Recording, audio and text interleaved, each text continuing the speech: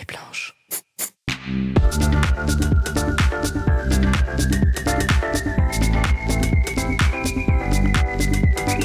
40 nuances de Sista. Mon invité du jour a recréé une filière industrielle en France. Son bro, Paolin Pasco, cofondateur d'Agriconomie, l'a décrit comme une entrepreneure de fou qui a réussi à dompter les vers à soie pour créer une imprimante 3D naturelle. Tout un programme que je vais vous inviter à découvrir car je suis ravie d'accueillir aujourd'hui à mon micro Clara Hardy, fondatrice et CEO de Céricine. Salut Clara. Salut Solène. C'est juste tout ce que j'ai dit là en intro? C'est parfait.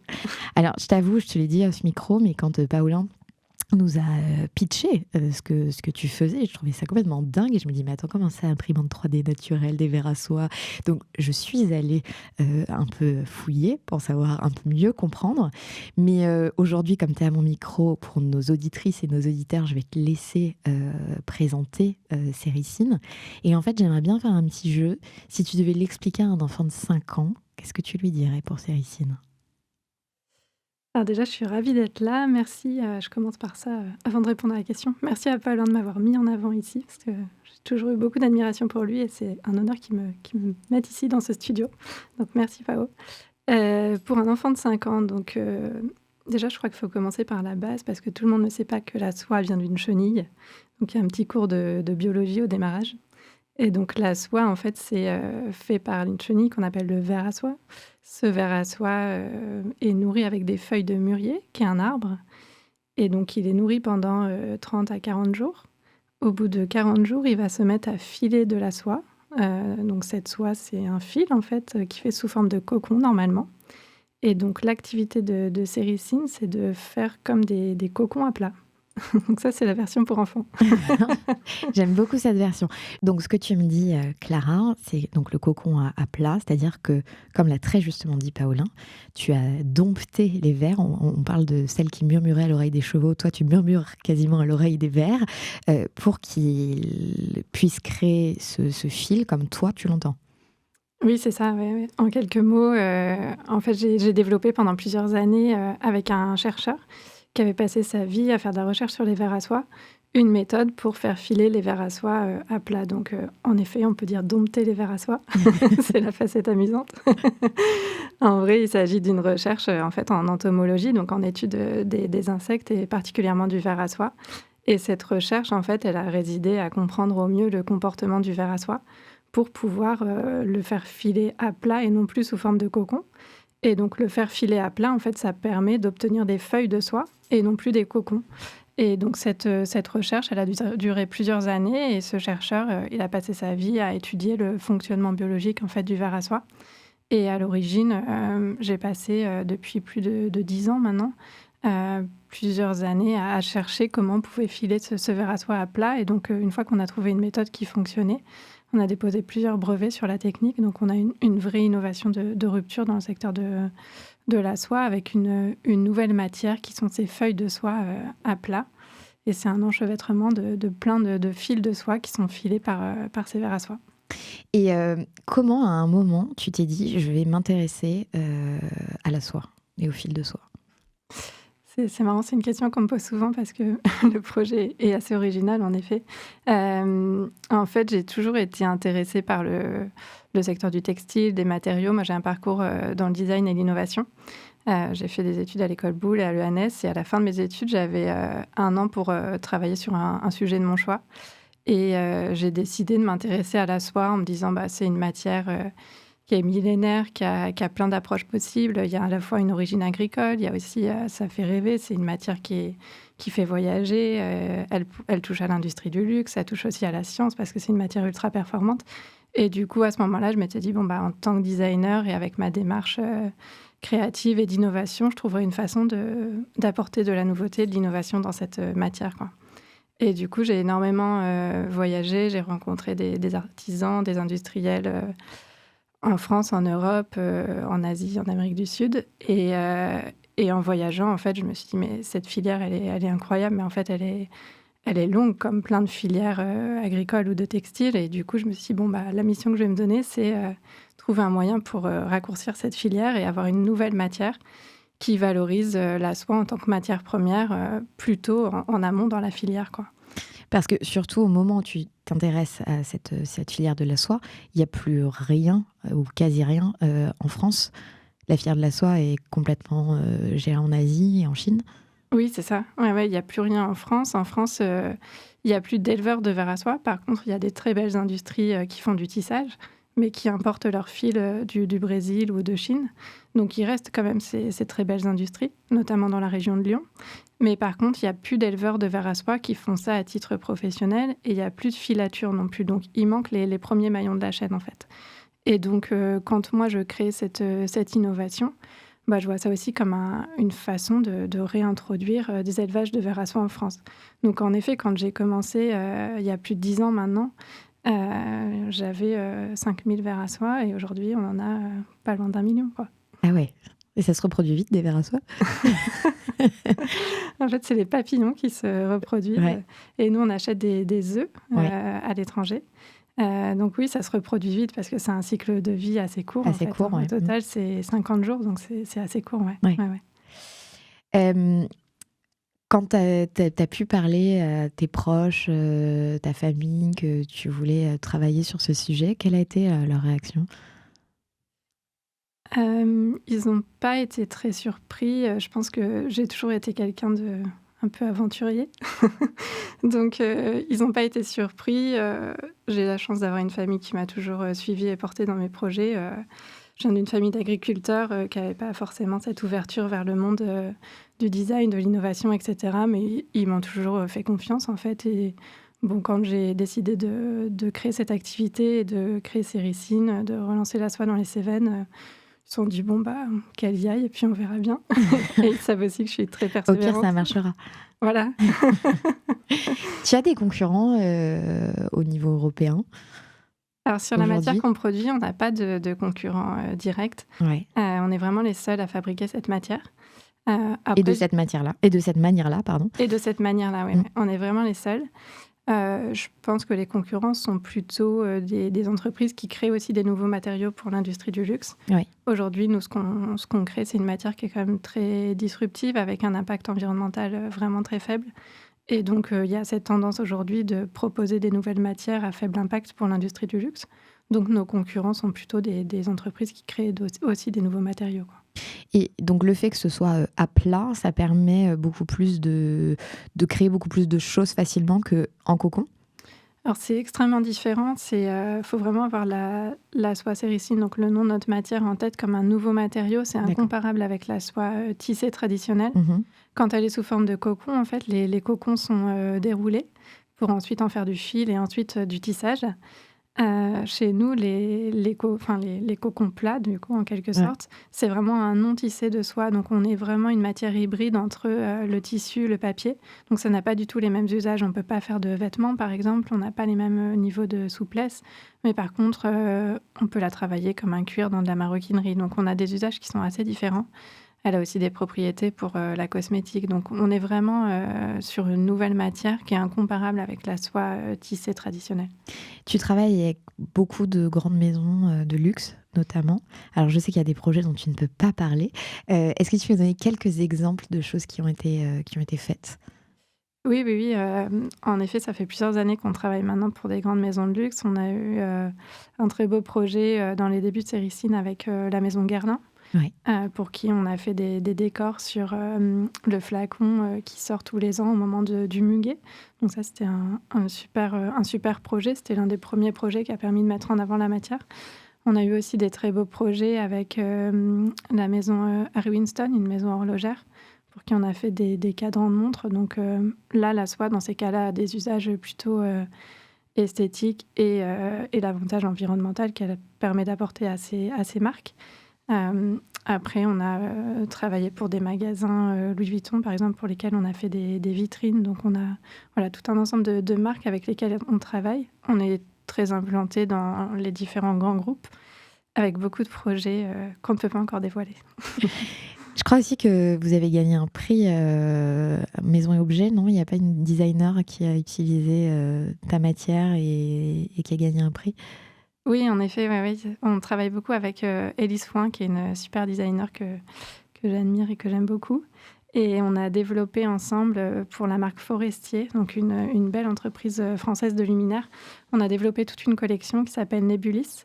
Et cette collection a remporté un prix avec le French Design.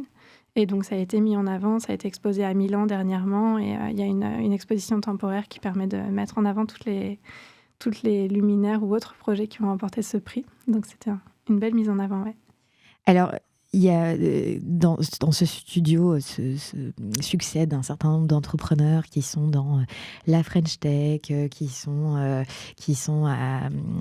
membres de la French Fab, qui sont membres de la French Touch. Toi, dans le design, etc. Bon, alors, tu me parlais off micro, tu me disais en fait, nous, on a des choses, on est très start-up et des choses, on est très PME, on a un peu un modèle hybride. Tous ces réseaux, en fait, là, tu parlais de French Design, tu les fréquentes, ils t'aident, ils te donnent de la visibilité. Comment ça se passe? Parce qu'entre le marché de l'agriculture et puis parler à Vuitton ou à Guerlain, j'imagine qu'il y a des écarts et des sujets très différents à gérer dans la boîte. Oui, en effet, ouais, c'est le grand écart tous les jours et plusieurs fois par jour. Du coup, tu es très souple et agile. Très souple, exactement. Oui, on fréquente des milieux qui sont assez différents et c'est ce qui est hyper riche et intéressant dans ce que je fais et ce que fait Céricine. Mais on est dans des milieux plutôt agricoles, en effet, donc on est en lien avec les chambres d'agriculture, avec des organismes régionaux d'agriculture. Et donc, ça nous aide pour le développement de la filière, avec la région Occitanie, par exemple. Et donc, ça aide parce que ça permet de développer la filière, d'avoir de la communication sur ce qu'on fait, d'avoir accès à des financements publics, etc. D'un autre côté, on est aussi toujours sur cette filière agricole en lien avec d'autres acteurs européens. Céricine est inclus dans un programme européen de valorisation de la filière de la soie. Et donc, on n'est que 2 entreprises à en faire partie. Et sinon, c'est des associations, des institutions. Et donc ça, c'est des ouvertures importantes. Et on est dans un secteur de niche quand même.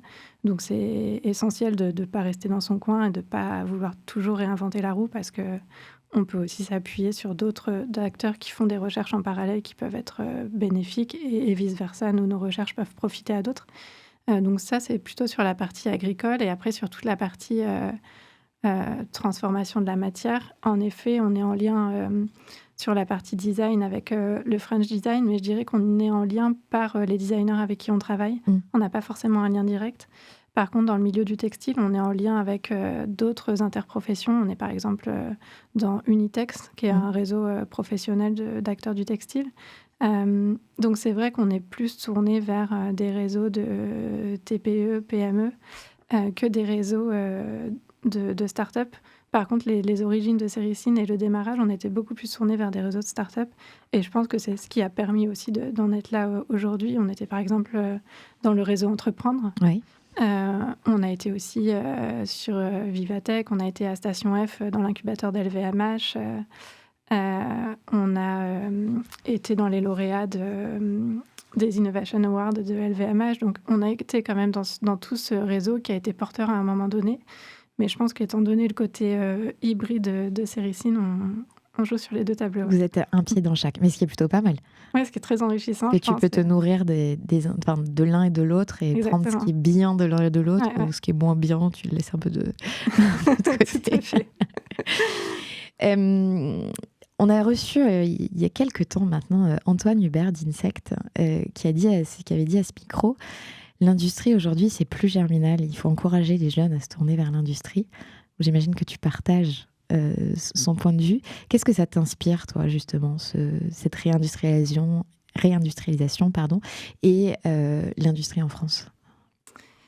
Je le rejoins complètement sur son approche. Je pense que en fait, on a une richesse sur le territoire ou les territoires, à la fois, pour ce qui me concerne, au niveau agricole, au niveau textile. Et je trouve qu'il y a plein de choses qui sont valorisées et à valoriser d'autant plus. Et je trouve que ce qui est hyper intéressant dans la période qu'on traverse, c'est aussi toute l'approche environnementale, ce qu'on pourrait dire RSE, qui est un nouvel axe de développement industriel, et je trouve qu'il peut et qui redonne vraiment du sens à l'industrie, avec une orientation de l'industrie vers les générations futures, avec un respect de l'environnement qui est beaucoup plus pris en compte et même une obligation maintenant. Donc je trouve que tout ça, c'est hyper valorisant pour nous et puis des jeunes générations aussi de se dire, je peux m'impliquer dans un projet industriel, mais qui a du sens aussi pour l'avenir. Et je trouve qu'il y a plein de façons de s'impliquer dans des projets industriels. Ça peut aller de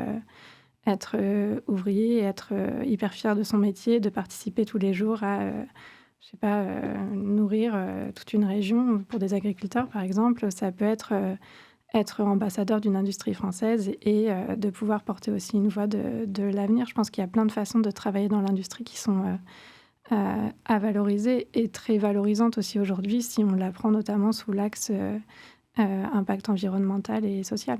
Et tu penses que c'est ces arguments-là qui aujourd'hui poussent ou encouragent en tout cas des jeunes à vous rejoindre? Est-ce que vous avez cette difficulté de recrutement?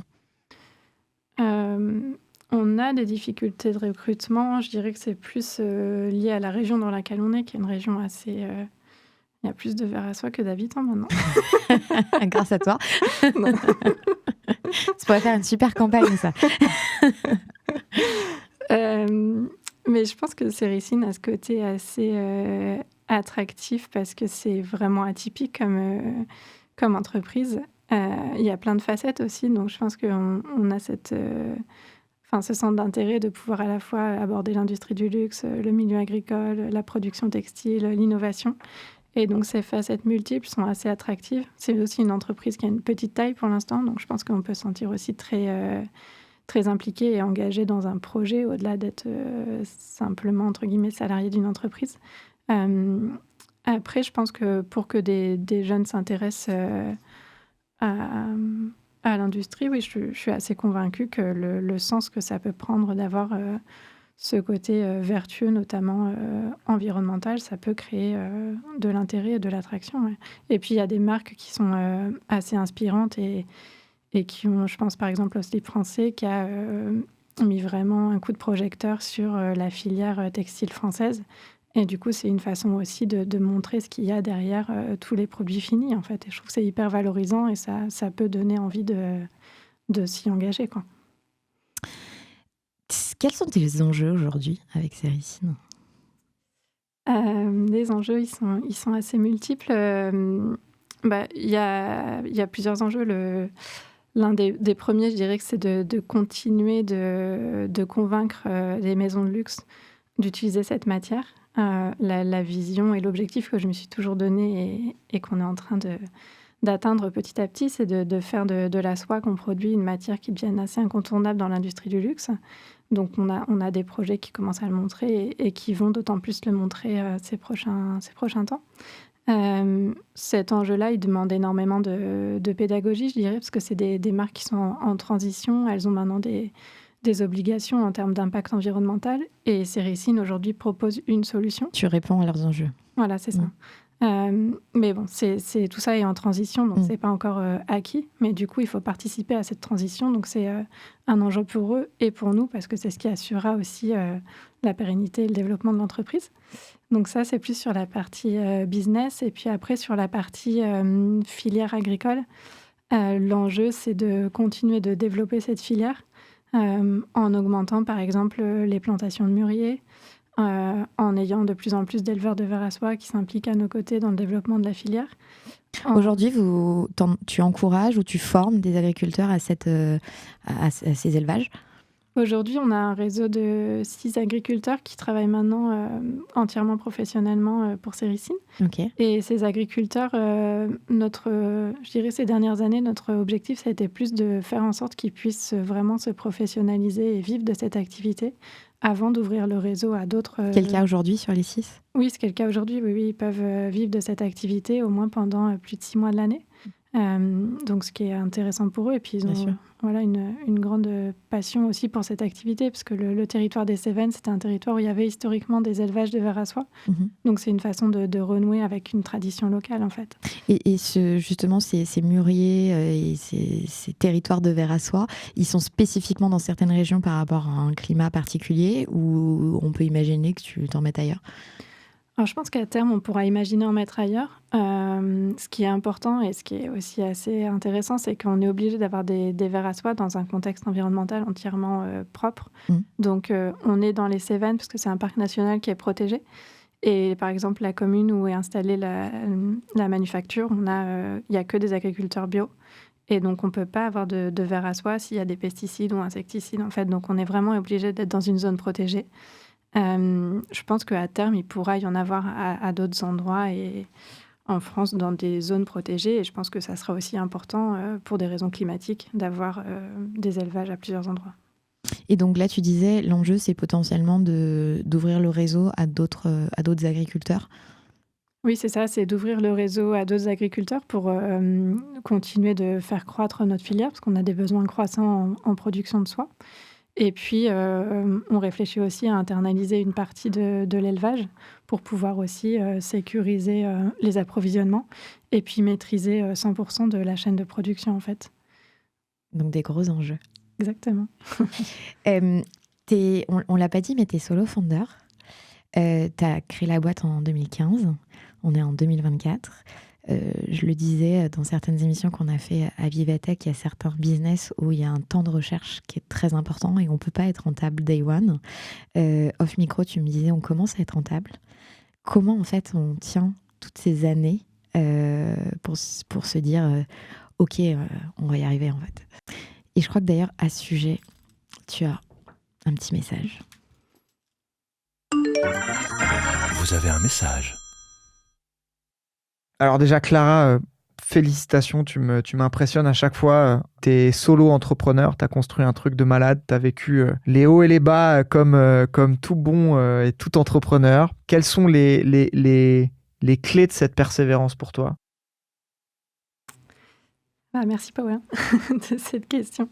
Les clés de cette persévérance, je pense que j'ai toujours eu ce tempérament dans toute chose que j'entreprenais ou que j'avais envie de...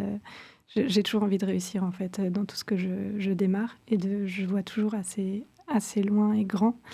Mais ça, depuis toujours, en fait.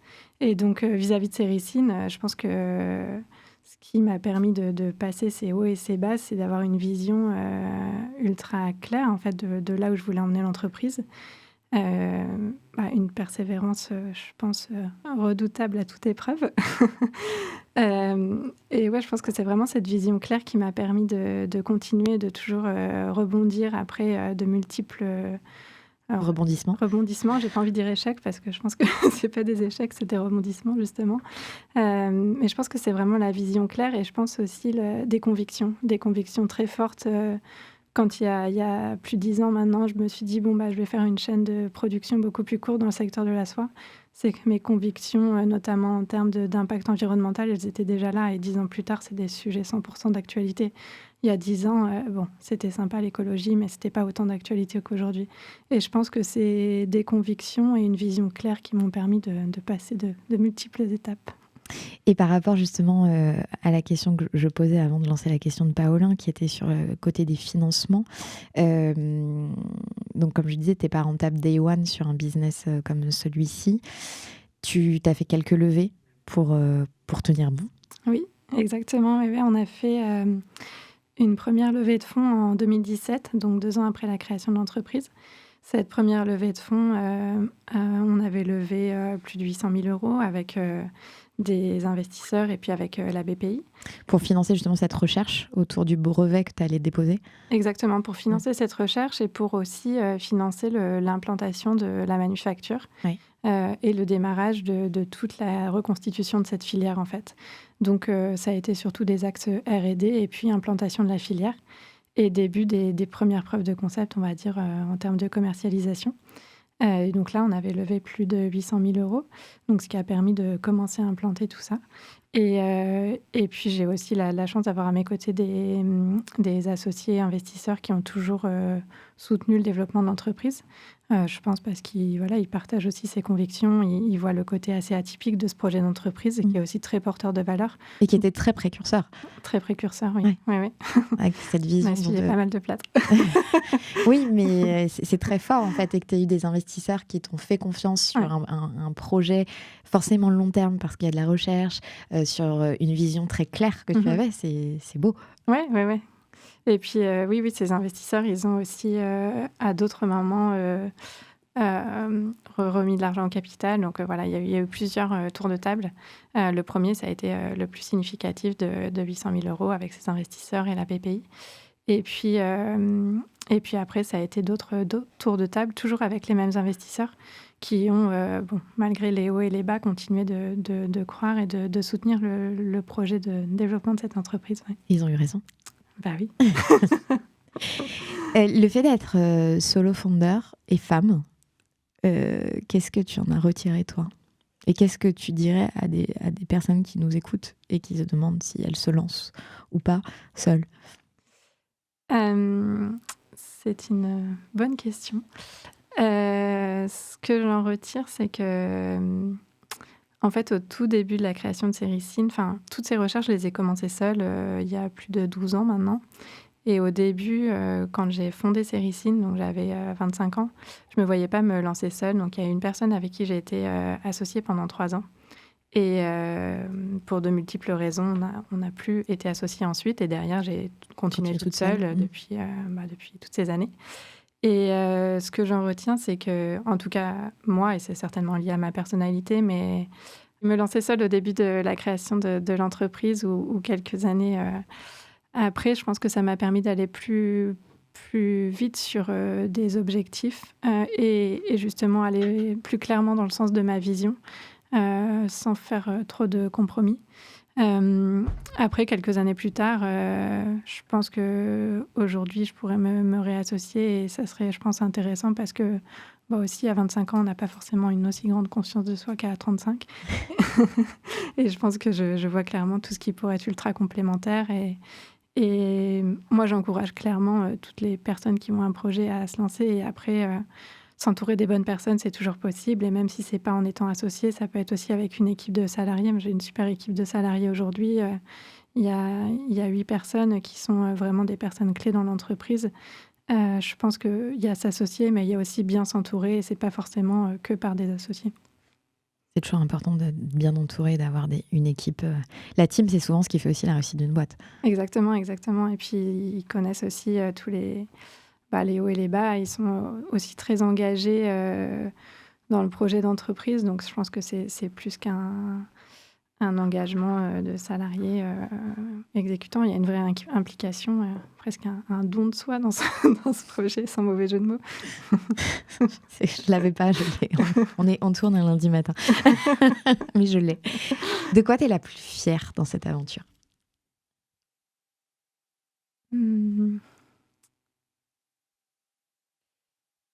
Je pense qu'il y a plusieurs choses qui me rendent assez fière, mais une qui est assez marquante pour moi, c'est, je pense, de réussir à faire des ponts entre des milieux qui ne seraient pas forcément amenés à se croiser. Par exemple, cet après-midi, j'ai un rendez-vous dans une maison de luxe et, avec des gens assez décisionnaires. Et vendredi, je serai dans les Cévennes avec les éleveurs de vers à soie. Dans le champ de mûrier. Et du coup, je trouve que c'est assez... je suis assez fière de pouvoir faire ces ponts-là entre des milieux qui ne sont pas forcément amenés à se croiser, qui, je pense, se comprennent pas forcément toujours, mais par méconnaissance plus que par manque d'intérêt, je pense. Et je trouve que c'est... en tout cas, humainement, c'est assez chouette de pouvoir adresser ces différents milieux et de les faire se rejoindre à travers des projets vraiment porteurs de valeur. Savoir valoriser les uns et les autres. Exactement. Toute première fois, et toute première fois, et toute première fois, et toute première fois. Les premières fois. La première fois où tu as eu un énorme coup de culot. C'est marrant parce qu'en écoutant les podcasts de d'autres, j'ai entendu cette question. Je me suis dit, tiens, qu'est-ce que je vais répondre ? En fait, je crois que j'en ai fait bien avant Céricine. J'en ai fait plusieurs et je crois que c'est mon mode de fonctionnement, un peu d'oser. L'un qui est assez marquant pour moi, dont je me rappelle, c'est d'avoir... quand j'étais étudiante, j'avais beaucoup d'admiration pour un designer anglais qui s'appelle Ron Arad, qui est vraiment l'un des pontes du design à l'international. Et je m'étais dit, il faut absolument que j'aille le rencontrer et faire un stage chez lui. Et je parlais vraiment super mal anglais. Et tu t'es fait comprendre pour Et un jour, j'ai pris Je mon fais un téléphone. Non, j'avais même pas pris mon téléphone. J'ai fait par Skype à l'époque. J'ai appelé le studio. J'avais tout écrit à côté, mon speech en anglais parce que je parlais super mal En plus, à anglais. l'époque, il n'y avait pas de ChatGPT pour te faire la traduction Exactement. instantanée. Et c'est vraiment une super référence dans le monde du design. Enfin, c'était un des top 10 designers à l'international. Et t'as eu donc, le stage? Et j'ai eu le stage. Incroyable. Et je suis allée à Londres pendant 3 mois en stage avec lui. Et c'était génial. Et bon, même en stage, je parlais toujours pas super bien anglais, mais j'étais là et j'arrivais à me faire comprendre malgré tout. Et je pense que ça a été un gros coup de culot, ouais. Et qui a dû être un enseignement que tu as toujours gardé dans la suite de ton aventure entrepreneuriale. Ouais, exactement. Ta première big mistake? Il y en a une assez importante dont j'avais pas forcément saisi l'impact au moment où je l'ai fait, c'est sûr. Ça a été de mettre en avant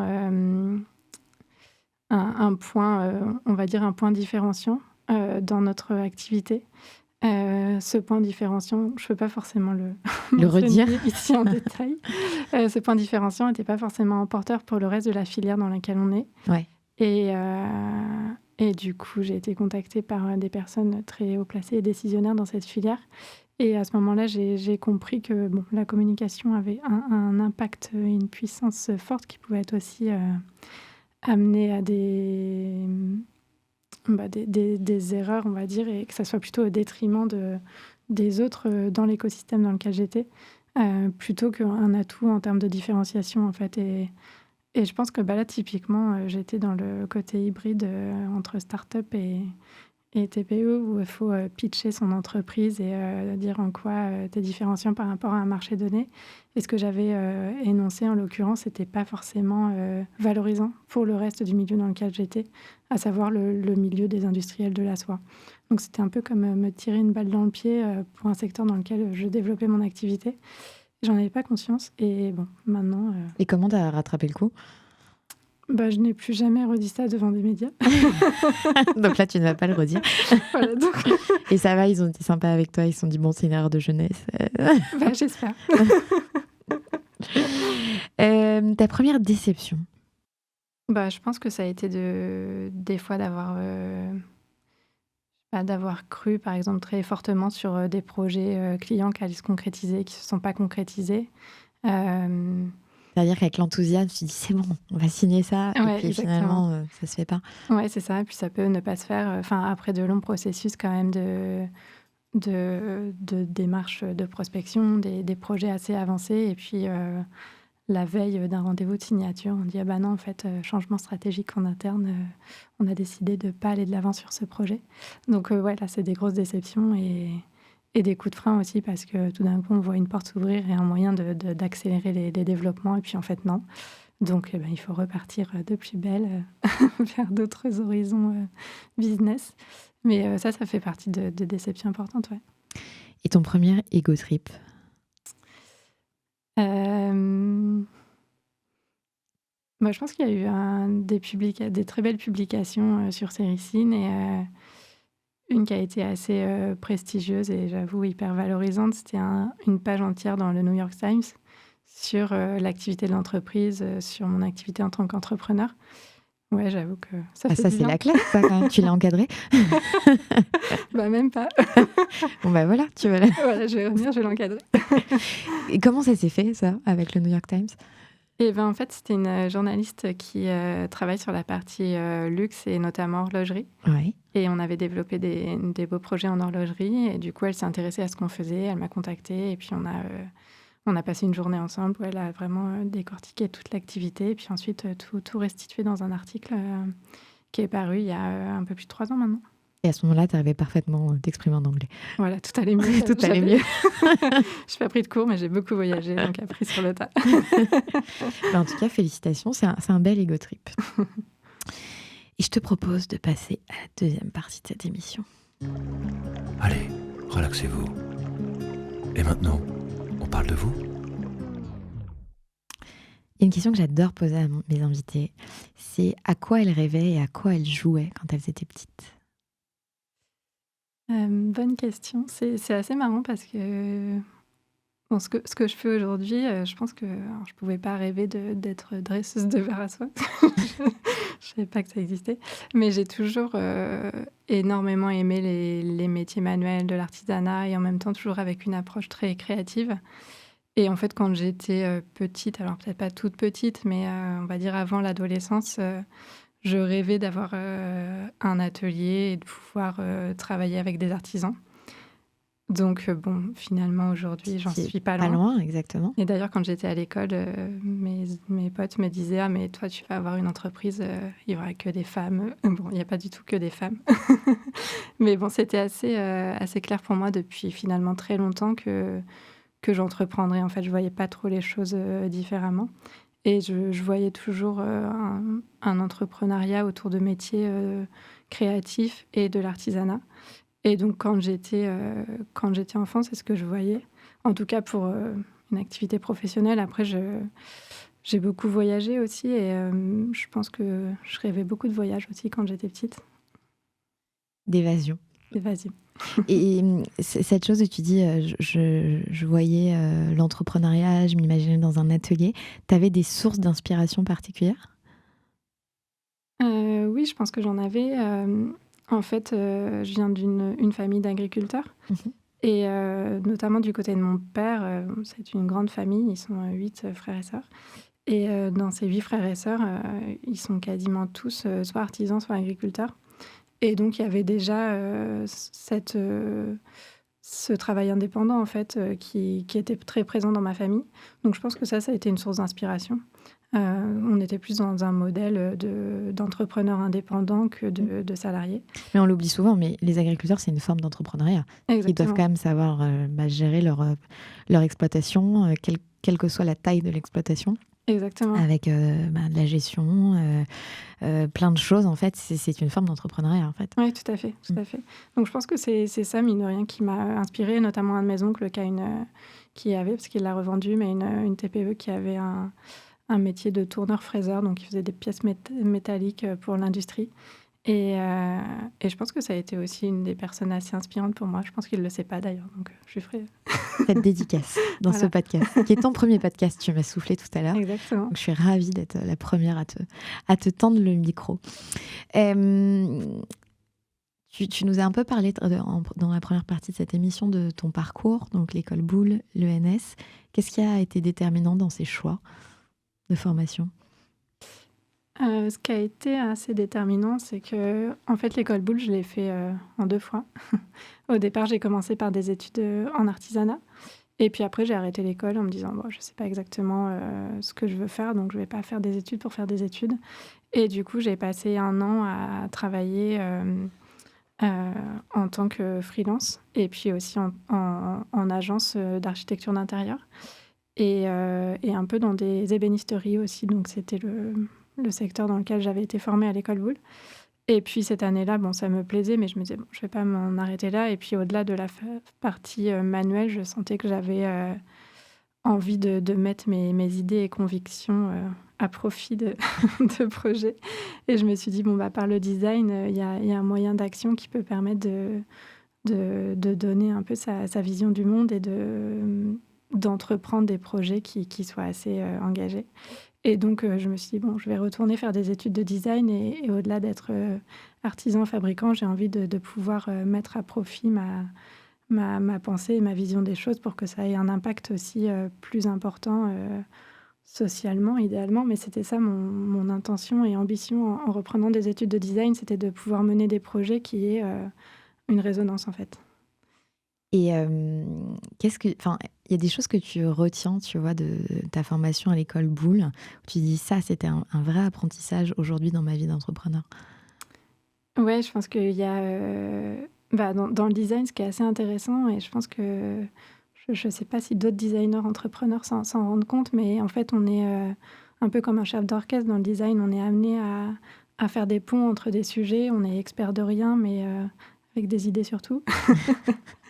Et je trouve que ce qui est hyper intéressant, c'est justement cette capacité à mettre au bon endroit les bonnes compétences, ou à faire se converger des thématiques pour arriver à un même objectif.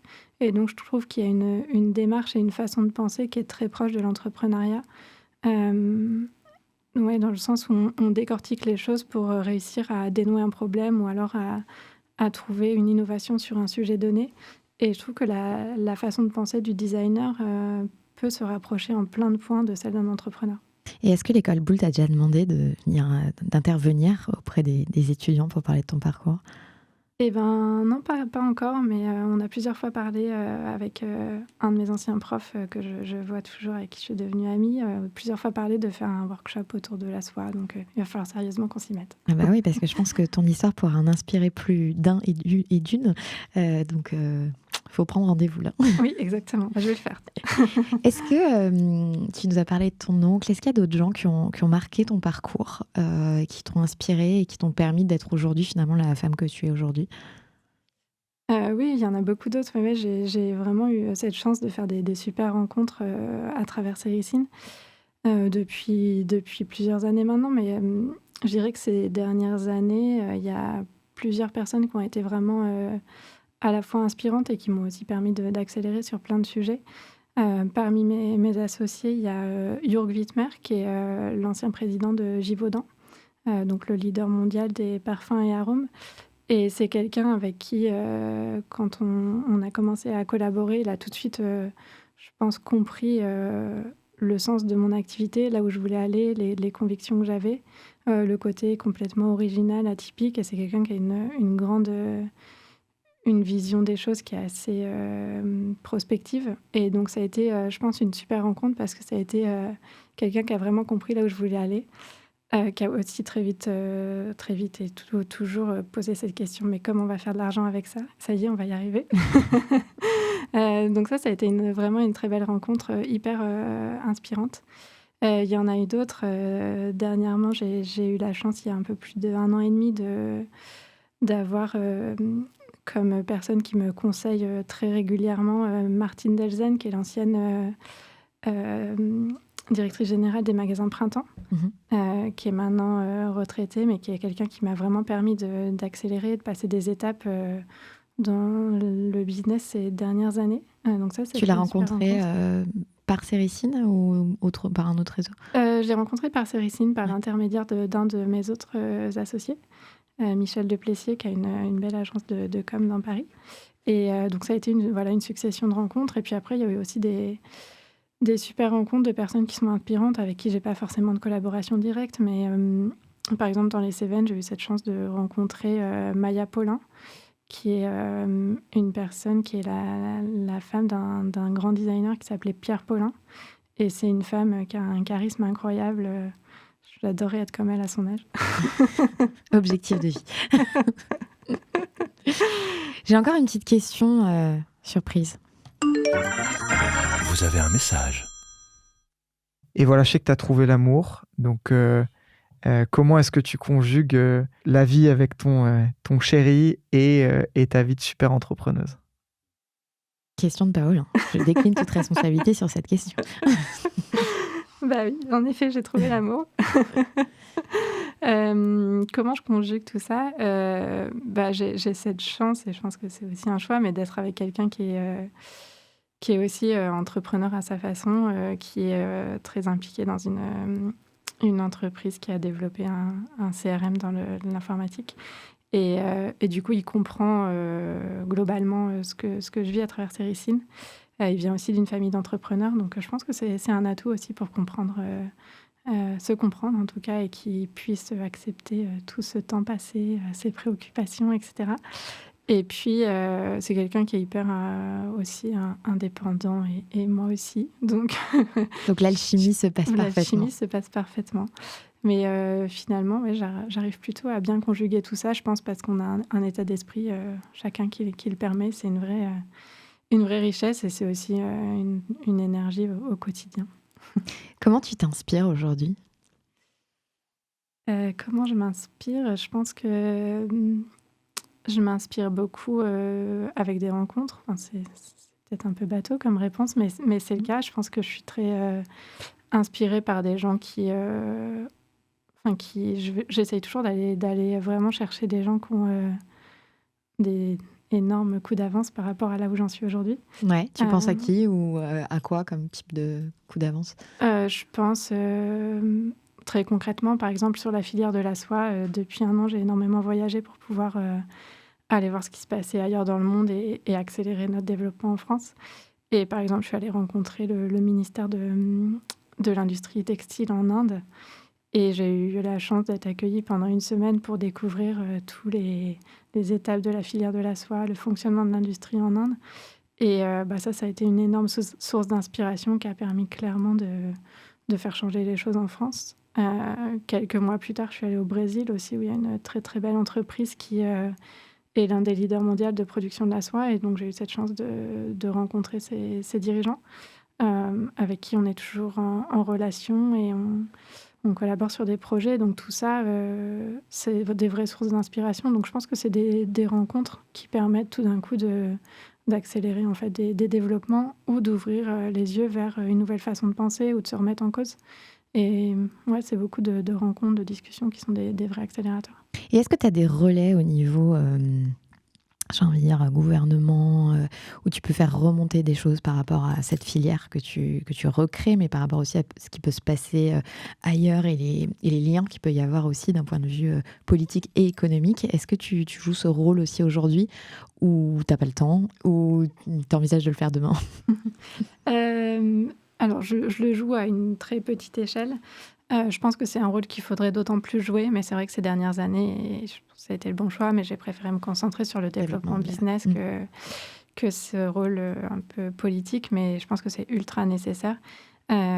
Aujourd'hui, ce qui est important de savoir, c'est que la filière des élevages de vers à soie, c'est pas reconnu dans les filières agricoles françaises.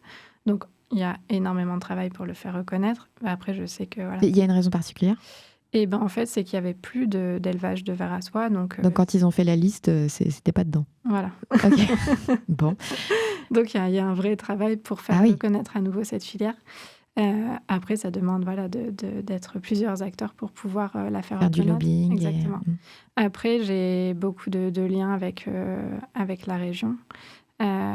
J'avais dernièrement reçu un ensemble de sénateurs qui sont impliqués dans des projets autour de l'artisanat français, de la valorisation des savoir-faire. Donc, s'il y a quand même quelques actions, mais je dirais que ça nécessiterait beaucoup plus, mais ce qui demanderait beaucoup plus de temps. Bon, j'ai vu que lorsque vous avez eu le prix French Design, Olivia Grégoire était là. Peut-être falloir la ressolliciter pour changer ce statut. Exactement, mais on a été d'ailleurs cité comme exemple par l'ancienne ministre de la Culture comme entreprise qui valorisait des savoir-faire français. Donc, je pense qu'en effet, il y a à faire, mais on est déjà dans les radars. Bon, alors continuez à être dans les radars. Est-ce qu'il y a d'autres projets que tu aurais aimé lancer ? Oui. Ça, c'est un projet un peu un projet pro, mais qui touche aussi à du perso. C'est mes parents ont une ferme en Normandie et il y a tout un écosystème autour de cette ferme. Et j'aurais, si j'avais eu le temps ou la possibilité, adoré pouvoir créer, par exemple, une maison d'édition d'objets qui soient des objets 100% faits de matières premières issues de cette ferme. Par exemple, planter de l'osier pour faire du mobilier, faire de la faïence avec de la terre qui vient de cette ferme, etc. Donc ça, ça fait partie d'envie. Bon, peut-être un jour, peut-être qu'il y en a d'autres qui le feront. D'envie dans un coin de ta tête. Exactement. Allez, je propose qu'on passe à cette rubrique.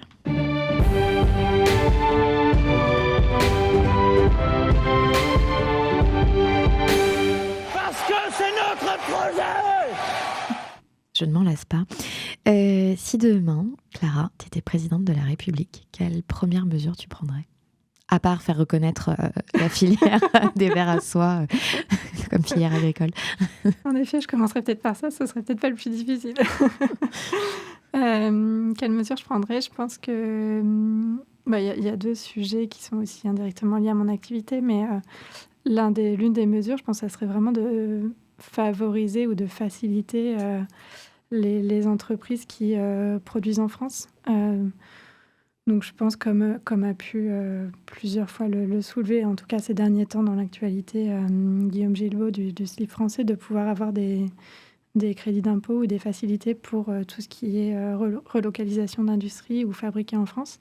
Et donc ça, je pense que c'est un sujet important aussi pour pouvoir rendre pérennes ces activités qui ont le courage, l'audace de faire du 100% français, mais qui en fait économiquement c'est hyper compliqué parce que c'est tellement compliqué d'être en concurrence avec Concurrence et rentable, oui. Exactement. Donc ça, je pense que je mettrai en place des mesures pour favoriser ces entreprises, en fait. Et puis après, dans un autre angle, je pense sur l'agriculture. Je ferai en sorte de, je sais pas sous quel moyen, mais de valoriser beaucoup plus le travail des agriculteurs et de redonner aussi de la valeur financière à leur travail, enfin, qu'il y ait vraiment une valorisation de leur métier, qu'ils soient payés à la juste valeur de leur travail, parce qu'ils nourrissent quand même les gens. Et je trouve qu'il y a beaucoup de métiers qui ont peut-être moins ou des valeurs ajoutées différentes et qui sont moins essentielles, qui sont plus valorisées. Donc je remettrai un peu d'équilibre là-dedans. Bon, c'est un vaste projet. J'étais dans une conversation la semaine dernière avec, j'étais en train de me dire avec qui, mais ça y est, je viens de me souvenir, avec Julie Davico qui a créé Ombrea et qui vient aussi d'une famille d'agriculteurs. Et qu'elle disait, je n'ai pas aidé les agriculteurs, je leur ai apporté une solution. Donc c'était une solution d'ombrage.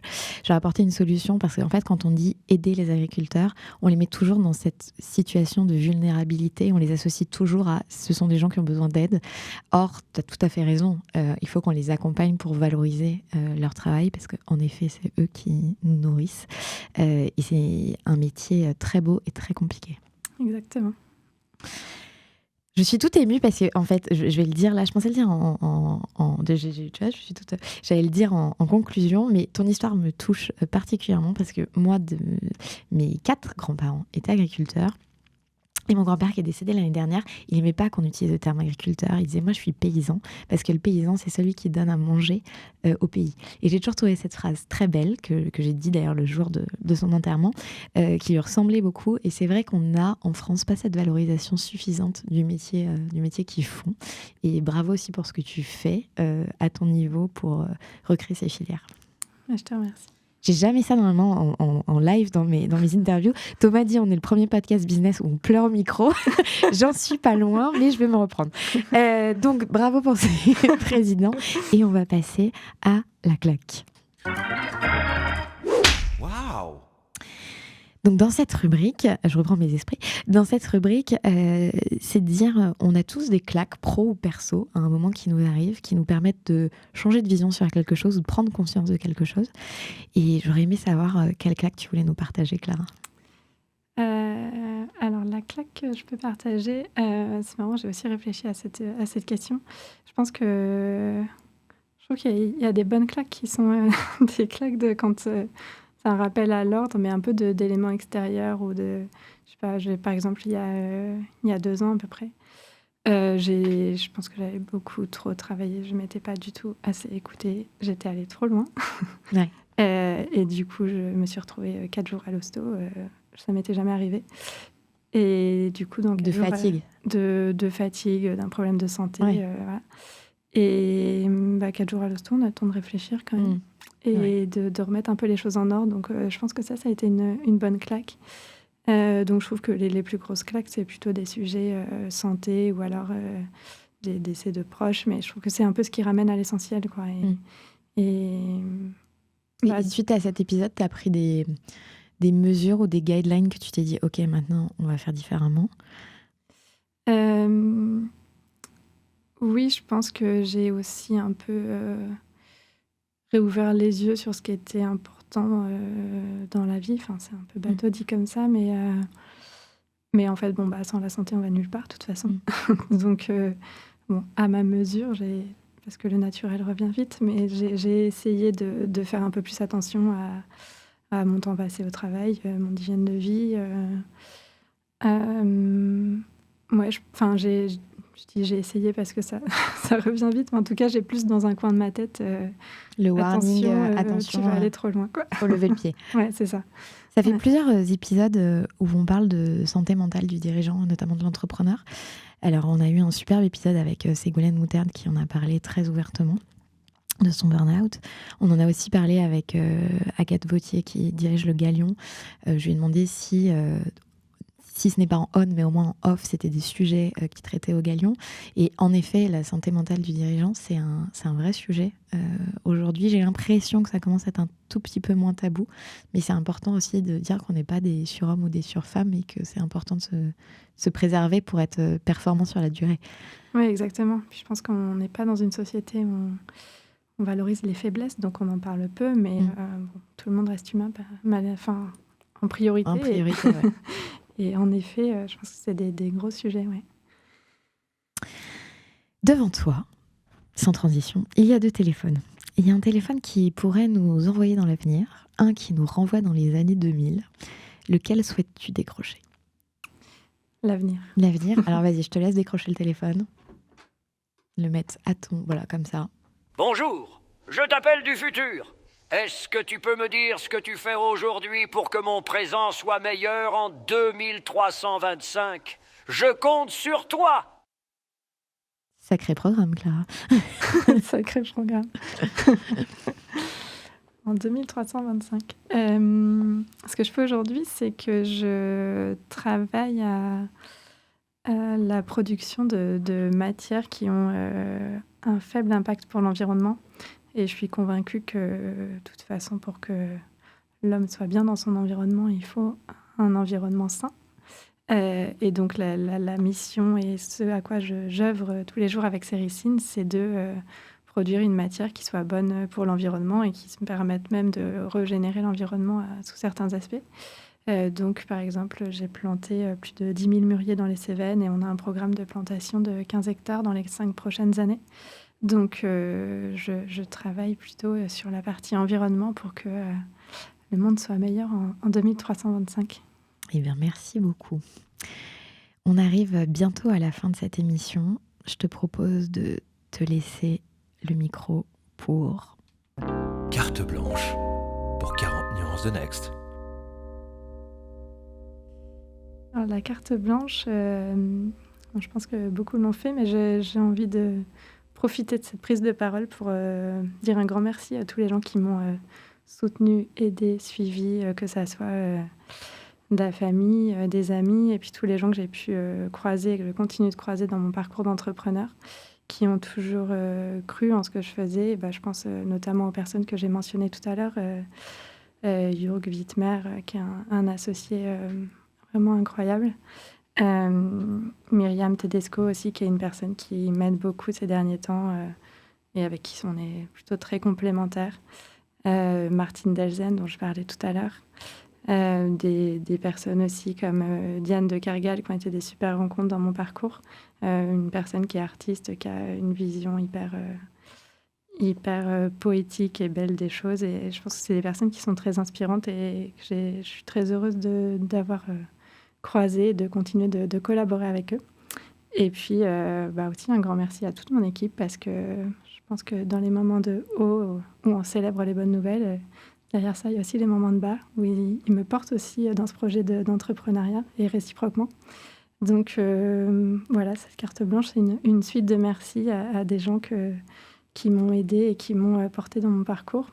Et puis sans oublier Paulin, qu'on se connaît depuis bientôt 10 ans et qui a aussi fait partie de ces personnes qui ont toujours soutenu ce projet d'entreprise qui, je pense, sous certains aspects, peut paraître un peu fou de recréer une filière du haut d'une personne qui a 25 ans, pleine d'ambition. Voilà, donc un grand merci à tous ceux qui m'ont soutenu et suivi et qui permettent aussi à Céricine de continuer de se développer aujourd'hui. Eh bien, merci pour cette belle carte blanche de merci. Juste avant qu'on se quitte, si toi, tu avais dû choisir une femme entrepreneur à mettre en avant que tu admires, tu aurais choisi qui et pourquoi? Alors, j'ai réfléchi ça encore ce matin et j'aimerais beaucoup mettre en avant Anaïs Bordier, qui est une femme entrepreneur qui fait partie des propriétaires d'une très belle manufacture qui s'appelle la manufacture Jean Rousseau. C'est une manufacture qui produit des bracelets de montres pour l'industrie du luxe, qui est basée à Besançon. Et Anaïs, c'est quelqu'un que j'admire beaucoup, qui a toujours la pêche, hyper ouverte. On a toujours des super conversations, à la fois sur son activité et puis aussi sur sa position d'entrepreneur dans une manufacture qui est assez historique, qui a plusieurs générations derrière elle. Et ça m'intéresserait de voir comment elle trouve sa place parmi à la fois d'autres propriétaires de sa famille et puis aussi un directeur général, Pascal Dupont-Loup, qui est une personne aussi assez incroyable, qui est un super entrepreneur, qui a une vision et une façon de mener son activité qui est assez impressionnante. Et donc, je serais très curieuse de savoir comment elle trouve sa place parmi ses autres associés. Eh bien, merci. Merci Clara. Moi aussi, je vais remercier Paulin pour cette rencontre et cette découverte. Je trouve incroyable ce que tu fais.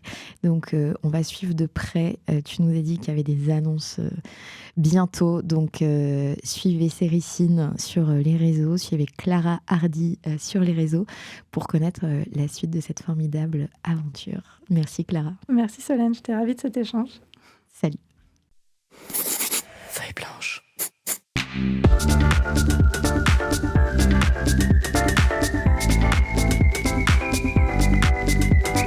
« 40 nuances de Sista ».